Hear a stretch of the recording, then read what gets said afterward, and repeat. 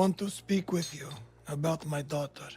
This is actually very interesting for me, being such a fan of all of the mobster, gangster type of movies and stories and media, from The Godfather to The Sopranos to Scarface to Goodfellas. And being somebody that is such a fan of this media, you start to see trends in it. And maybe you'll agree with me, maybe you won't. Maybe I'm reading into it too much. But a lot of these gangster stories start the same, they continue the same, and then once they reach the climax of the story, that is when they all become different in their own way. Let me explain. Goodfellas is a perfect example of the story structure of a general mafia movie.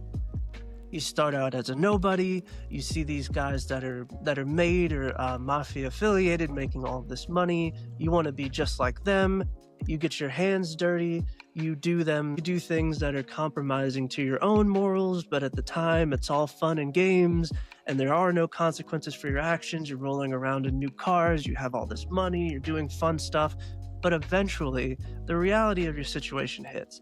And with all of these mobster movies and all of these gangster things, there's one way in and one way out.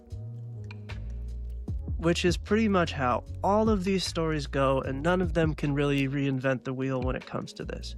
But Mafia: The Old Country has a subplot that's a lot more interesting.